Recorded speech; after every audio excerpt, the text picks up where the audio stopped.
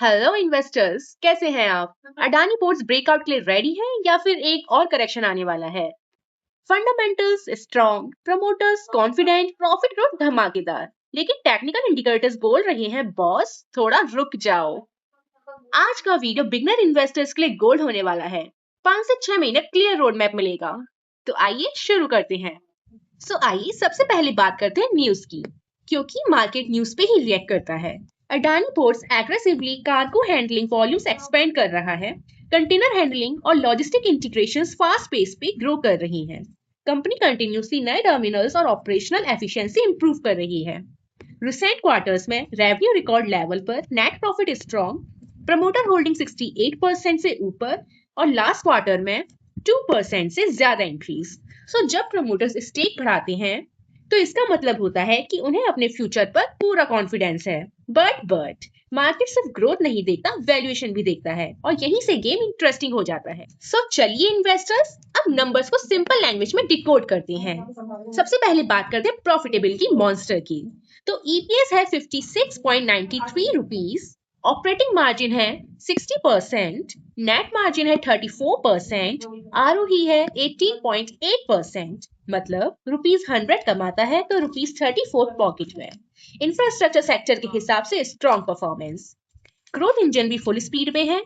3 year revenue growth है 21%, 3 year profit growth है 27%, 5 year profit growth है 23%। मींस ये स्लो कंपाउंडिंग नहीं है, ये पावरफुल एक्सपेंशन स्टोरी है।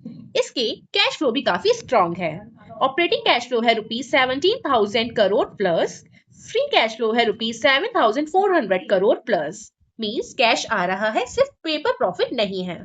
प्रमोटर होल्डिंग है 68%। इट मींस प्रमोटर्स ने स्टेक बढ़ाया, इसको मार्केट में पॉजिटिव सिग्नल माना जाता है। लेकिन वैल्यूएशन आइए देखते हैं। पीई रेशियो है अराउंड 27 to 28, पीबी है अराउंड 5, ईवी इबिटा है अराउंड 18। मींस चीप स्टॉक नहीं है, प्रीमियम वैल्यूएशन चल रहा है। मतलब ग्रोथ प्राइस्ड इन है, डिसअपॉइंटमेंट हुआ तो करेक्शन भी हो सकता है। इन्वेस्टर्स, अब बात करते हैं टेक्निकल्स की, क्योंकि यहीं से डिसीजन होगा।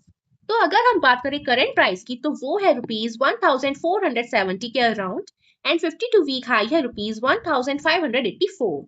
इट मींस स्टॉक हाई के पास से थोड़ा कूल डाउन कर चुका है। और अगर हम बात करें क्रिटिकल सपोर्ट जोन की, तो वो है ₹1434 टू ₹1436। ये लेवल बहुत इंपॉर्टेंट है, क्योंकि यहीं से डिसाइड होगा नेक्स्ट मूव। अगर बाउंस मिलता है तो अपसाइड रैली पॉसिबल है, और अगर ब्रेक होता है तो और डाउनसाइड आ सकता है।